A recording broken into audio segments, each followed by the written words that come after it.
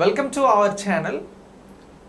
ఈరోజు మనం ఈ వీడియో ద్వారా 2024 జనవరికి సంబంధించిన కరెంట్ అఫైర్స్ క్వశ్చన్స్ ఆన్సర్స్ వాటికి సంబంధించిన క్లియర్ ఎక్స్ప్లెనేషన్ని డిస్కస్ చేద్దాం. సో సేమ్ ఇదే ఫార్మేట్లో మీకు 6 monthsకి సంబంధించిన కరెంట్ అఫైర్స్ని ఐకాన్ ఇండియా, ఐకాన్ ఆర్కేసర్ ద్వారా ఒక పుస్తకాన్ని తీసుకురావడం జరుగుతోంది. ఇందులో సుమారు 2000 క్వశ్చన్స్ మీకు కవర్ చేయడం జరుగుతోంది. 6 monthsకి సంబంధించినటువంటి కరెంట్ మేజర్ ఆల్ అప్డేట్స్ అన్నీ కూడా ఈ పుస్తకంలో మీకు multiple choice questions answers with clear ఎక్స్ప్లెనేషన్స్తో మీరు టెక్స్ట్ రూపంలో కూడా పొందవచ్చు. ఈ పుస్తకాలు త్వరలో మార్కెట్లోకి వస్తూ ఉన్నాయి. ఈ పుస్తకంలో ఉన్నటువంటి క్వశ్చన్ ఫార్మేట్స్ని కూడా ఇప్పుడు మీరు ఈ వీడియో ద్వారా చాలా క్లియర్గా తెలుసుకోవచ్చు. ఈ పుస్తకం దేనికోసం ఉపయోగపడుతుంది అని అంటే all competitive exams, current affairs priority ఉన్నటువంటి అన్ని ఎగ్జామ్స్ కోసం ఈ పుస్తకం అనేది మీకు ఉపయోగపడుతుంది.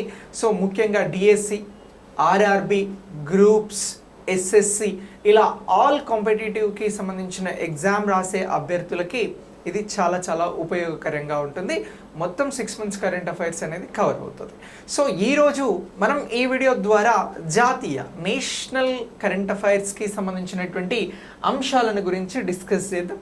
మీకేమైనా ఈ బుక్కి సంబంధించిన క్వెరీస్ ఉంటే మీరు క్రింద ఉన్నటువంటి నెంబర్కి కాల్ ఆర్ మెసేజ్ చేసి తెలుసుకోవచ్చు. ఐకాన్ ఇండియా యాప్ ద్వారా కూడా మీరు అప్రోచ్ అవ్వచ్చు. యాప్ డౌన్లోడ్ చేసుకొని పెట్టుకోండి. బుక్కి సంబంధించిన ఫుల్ సమాచారం మీకు యాప్ ద్వారా వస్తుంది. ఇక మనం క్వశ్చన్స్ని ఒకసారి చూద్దాం. నేషనల్ కరెంట్ అఫైర్స్కి సంబంధించిన క్వశ్చన్స్ అని అంటున్నాం. సో ఒకసారి ఫస్ట్ క్వశ్చన్ చూడండి. 2024 కొత్త సంవత్సరం మొదటి రోజున గుజరాత్ రాష్ట్రంలో ఏ ప్రదేశంలో సామూహిక సూర్య నమస్కారాన్ని నిర్వహించి గిన్నీస్ రికార్డ్ సృష్టించారు అనే ఒక క్వశ్చన్ తీసుకున్నాం. సో ఇప్పుడు గుజరాత్లో ఉన్నటువంటి ప్లేసెస్ గురించి ఇక్కడ ఆప్షన్స్ని క్రియేట్ చేయడం జరిగింది. Option A Ahmedabad, option B Vadodara, option C Modhera, option D Rajkot అని చెప్పేసి 4 ఆప్షన్లు ఇచ్చినాం. ఆన్సర్ మీకు తెలిస్తే మీ ఆన్సర్ని కమెంట్ బాక్స్లో పోస్ట్ చేయండి. ఒకసారి ఈ క్వశ్చన్కి సంబంధించిన క్లియర్ ఎక్స్ప్లెనేషన్ చూద్దాం. సో 2024 మొదటి రోజున అంటే జనవరి 1న సూర్య నమస్కారాలు అనేవి జరిగాయి. సో ఎప్పుడు అని అంటున్నాం, జనవరి 1న సూర్య నమస్కారాలు అనేవి నిర్వహించడం జరిగింది. ఈ సూర్య నమస్కారాలను నిర్వహించి గిన్నీస్ బుక్ ఆఫ్ రికార్డ్ని నెలకొల్పారు.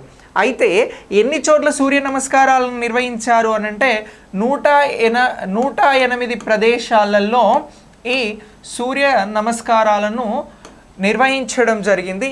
సో ఈ 108 ప్రదేశాలు ఇక్కడ గుజరాత్కి సంబంధించిన మనం ఇచ్చిన ఆప్షన్లో ఎక్కడ నిర్వహించారు అని అంటే అహ్మదాబాద్ అనంటే కాదు, వడోదరనా అంటే కూడా కాదు, మొదేరాలో ఈ 108 ప్రదేశాలను ఎంపిక చేసి ఇక్కడ సూర్య నమస్కారాలను చేయడం జరిగింది. ముఖ్యంగా ఇక్కడ సూర్య దేవాలయంలో, ఇక్కడ మొదేరాకి సంబంధించినటువంటి సూర్య దేవాలయంలో సుమారు 2500 మంది సూర్య నమస్కారాలలో పాల్గొనడం జరిగింది. ఎంతమంది అని అంటున్నాం, 2500 మంది. ఇలా ఈ మొదేరా ప్రాంతానికి సంబంధించి 108 ప్రదేశాలలో సూర్య నమస్కారాలను నిర్వహించి గిన్నీస్ బుక్ ఆఫ్ రికార్డ్ని నెలకొల్పడం జరిగింది. సో ఇలా ఆన్సర్ అనేది సిలో ఉన్నది, డి కూడా కాదు. సో ఇటీవల 2024 సూర్య నమస్కారాలకి సంబంధించి గిన్నీస్ బుక్ ఆఫ్ రికార్డ్ని నెలకొల్పినటువంటి ప్రదేశాలలో ఏ ప్రదేశం ఉంది అని అంటే మొదేరా అని చెప్పేసి గుర్తుంచుకోండి. ఇలా ఈ క్వశ్చన్కి ఇది రైట్ ఆన్సర్. సో ఇలాంటి క్వశ్చన్స్తో మీకు బుక్ అనేది డిజైన్ చేయడం జరిగింది. నేషనల్ కరెంట్ అఫైర్స్లో చెప్తున్నటువంటి క్వశ్చన్స్ ఇవి. ఓకే, ఇక నెక్స్ట్ చూడండి. గ్లోబల్ ఫ్యామిలీ డే ఎప్పుడు జరుపుకుంటారు మరియు దీని ప్రారంభం ఎలా జరిగింది అని చెప్పేసి ఇక్కడ ఒక క్వశ్చన్ ఇవ్వడం జరిగింది. ఇంపార్టెంట్ డేట్స్కి సంబంధించి. సో ఇంతకుముందు క్వశ్చన్ ఏమో రికార్డ్స్కి సంబంధించి మాట్లాడినాం. ఇది ఇంపార్టెంట్ డేట్స్, ముఖ్యమైన తేదీలకి సంబంధించి. సో ఇక్కడ ముఖ్యమైనటువంటి తేదీలలో జనవరి 1కి సంబంధించినటువంటి అంశాన్ని తీసుకోవడం జరిగినది. ఆప్షన్ ఏ జనవరి 1 ఐక్యరాజ్య సమితిచే ప్రారంభించబడింది. ఆప్షన్ బి డిసెంబర్ 25 ప్రజల ఆలోచనల ఆధారంగా ప్రారంభించబడింది. ఆప్షన్ సి జూలై 4 పిల్లల కోసం శాంతి మరియు అహింస సంస్కృతి కోసం గాను గ్లోబల్ ఫ్యామిలీ డే ప్రారంభించబడింది. Option D November 14 one day in peace పుస్తక ప్రేరణలో భాగంగా ప్రారంభించబడింది. సో ఇచ్చినటువంటి ఆప్షన్స్లో గ్లోబల్ ఫ్యామిలీ డే అనేది జనవరి 1న నిర్వహిస్తారు అనేటువంటి అంశం కాకుండా మనకి ఇతర అంశాలు తెలిస్తే ఈ క్వశ్చన్కి ఆన్సర్ చేయొచ్చు. మీకేమైనా ఆన్సర్ తెలిస్తే మీ ఆన్సర్ని కమెంట్ బాక్స్లో పోస్ట్ చేయండి. మనం ఇక్కడ డిస్కస్ చేస్తున్నటువంటి ఈ క్వశ్చన్కి సంబంధించి రైట్ ఆన్సర్ వచ్చి ఐక్యరాజ్య సమితిచే ఇది ప్రారంభించబడింది. గ్లోబల్ ఫ్యామిలీ డే అనేది జనవరి 1న దీన్ని నిర్వహించడం జరుగుతోంది. Option A is the right answer. అయితే ఇక్కడ గ్లోబల్ ఫ్యామిలీ డే ప్రారంభించడానికి ప్రేరణ మాత్రం వన్ డే ఇన్ పీస్ అనేటువంటి పుస్తకం ప్రేరణ అని చెప్పేసి ఇక్కడ గుర్తుంచుకోవాల్సి ఉంటుంది. So one day in piece అనేటువంటి ఈ బుక్ ద్వారా ఇక్కడ ప్రేరణ పొంది ఐక్యరాజ్య సమితి చేత జనవరి 1న గ్లోబల్ ఫ్యామిలీ డే అనేది ప్రారంభించబడింది. సో ఇలా ఈ అంశాన్ని మనం గుర్తించాల్సి ఉంటుంది. అయితే ఇక్కడ ప్రారంభం ఎలా జరిగింది అన్నారు కాబట్టి మనం ఆప్షన్ ఏ తీసుకోవడం జరిగింది. ఒకవేళ ప్రేరణ ఏమిటి అని అంటే ఆప్షన్ డి తీసుకోవాలి. కానీ మనం క్వశ్చన్ అడిగిందే ఎప్పుడు ప్రారంభమైంది, ఎలా ప్రారంభమైంది అని అడిగినాం కాబట్టి ఐక్యరాజ్య సమితి చేత ఇది ప్రారంభించబడింది అనేది ఇక్కడ రైట్ ఆన్సర్గా గుర్తించాల్సి ఉంటుంది. సో ఇది దీనికి సంబంధించినటువంటి ఆన్సర్ ఎక్స్ప్లెనేషన్. సో ఇలాంటి క్లియర్ ఎక్స్ప్లెనేషన్స్తో మీకు ఈ బుక్ అనేది డిజైన్ చేయడం జరిగింది. థర్డ్ క్వశ్చన్ చూడండి. భారతదేశం మరియు యుఏఈ మధ్యన డెజర్ట్ సైక్లోన్ 2024 ఉమ్మడి మిలిటరీ ఎక్సర్సైజ్ యొక్క ప్రాథమిక లక్ష్యం ఏమిటి అని చెప్పేసి ఇక్కడ క్వశ్చన్ తీసుకోవడం జరిగింది. సో ఇప్పుడు ఈ క్వశ్చన్ వచ్చి మనకి ఎక్సర్సైజెస్ లేదా వ్యాయామాలకి సంబంధించినటువంటి క్వశ్చన్. సో వ్యాయామంల మీద మనకి ఎగ్జామ్స్లో క్వశ్చన్స్ అనేవి అడుగుతా ఉన్నారు. ఒకసారి ఆప్షన్స్ని చూస్తే పట్టణ కార్యకలాపాల్లో జ్ఞానం మరియు ఉత్తమ అభ్యాసాల మార్పిడి అని అంటున్నాం. ఆప్షన్ బి వచ్చి ఎడారి యుద్ధ వ్యూహాల అభ్యాసము అని అంటున్నాం. ఆప్షన్ సి అంతర్జాతీయ సంబంధాల బలోపేతము. ఆప్షన్ డి నావిక సమర తంత్రాల పరీక్ష అనేటువంటి ఆప్షన్స్ని ఇక్కడ ఇవ్వడం జరిగింది. అయితే భారతదేశం యుఏఈ మధ్యన డెజర్ట్ సైక్లోన్ 2024 ఎక్సర్సైజ్ ప్రాథమిక లక్ష్యం ఏమిటి అనేది గుర్తించాలి ఇక్కడ. సో ఈ ఎక్సర్సైజ్కి సంబంధించినటువంటి ప్రాథమిక లక్ష్యం డెజర్ట్ సైక్లోన్ 2024 ప్రాథమిక లక్ష్యం పట్టణ కార్యకలాపాల్లో జ్ఞానం ఉత్తమ అభ్యాసాల మార్పిడి అనేది దీనికి సంబంధించినటువంటి రైట్ ఆన్సర్. ఎడారి యుద్ధ వ్యూహాలు కాదు, అంతర్జాతీయ సంబంధాల బలోపేతం కాదు, నావిక సమరతంత్ర పరీక్షలు కూడా కాదు.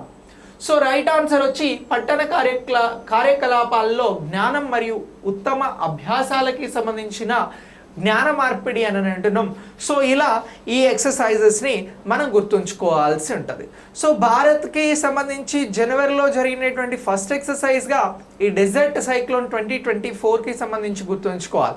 2023కి సంబంధించి కూడా కొన్ని ఇంపార్టెంట్ ఎక్సర్సైజెస్ అనేవి జరిగాయి. భారత్కి వియత్నాంకి మధ్యన విన్బాక్స్ 2023 అనేటువంటి ఎక్సర్సైజ్ జరిగినది.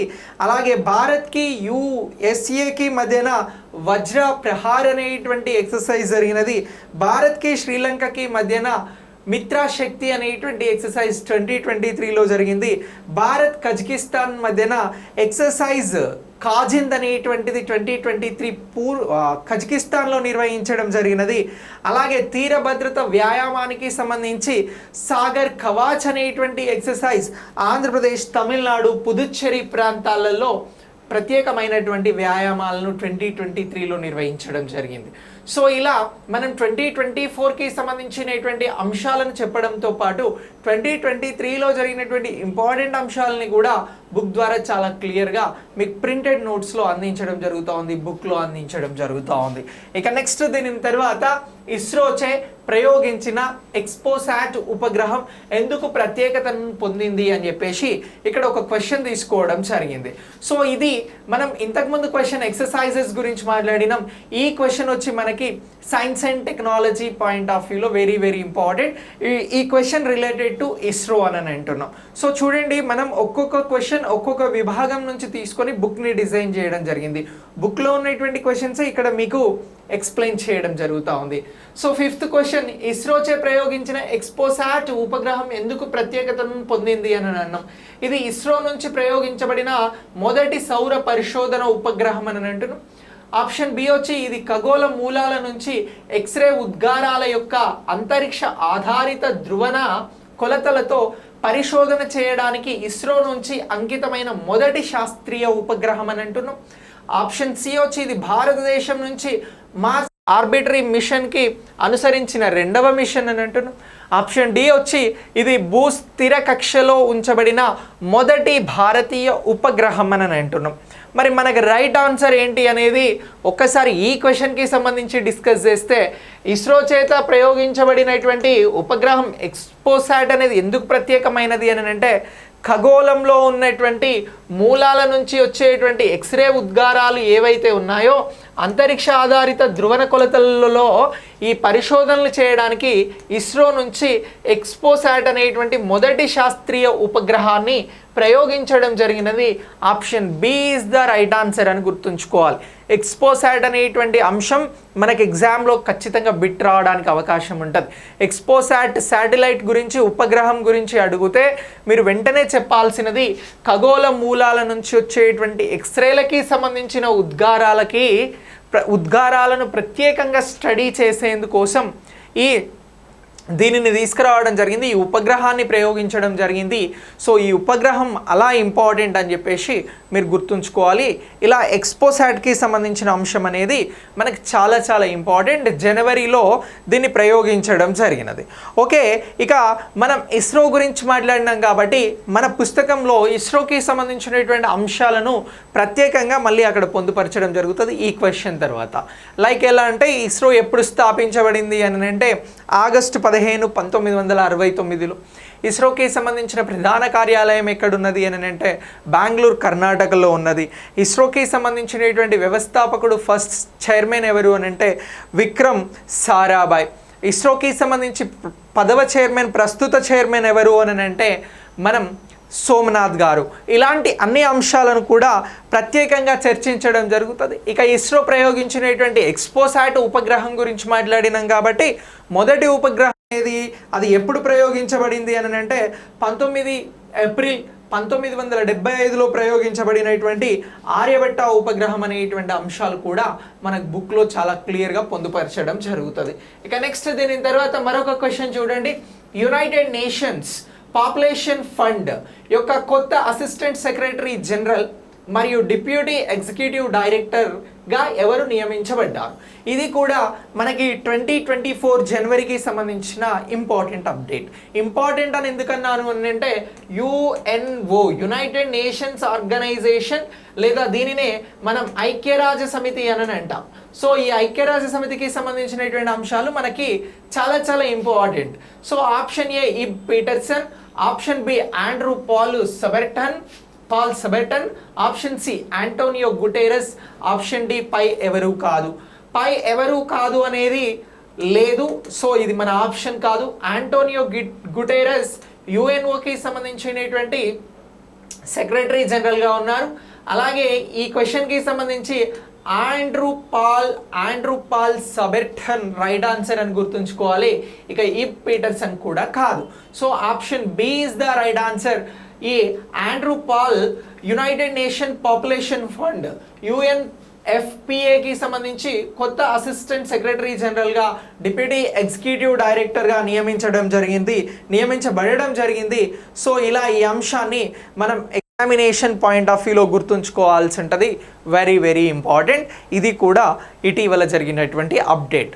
సో మనం ఒకటి యునైటెడ్ నేషన్కి సంబంధించిన క్వశ్చన్, మరొకటి శాటిలైట్కి సంబంధించిన క్వశ్చన్, అంతకుముందు ఎక్సర్సైజ్కి సంబంధించిన క్వశ్చన్, అంతకంటే ముందు మనం డిస్కస్ చేసినటువంటి క్వశ్చన్ ఇంపార్టెంట్ డేట్స్కి సంబంధించి, అంతకంటే ముందు ఒక వరల్డ్ గిన్నీస్ బుక్ రికార్డ్ గురించి డిస్కస్ చేయడం జరిగింది. ఇలా డిఫరెంట్ క్వశ్చన్స్తో ఎవ్రీ ఇంపార్టెంట్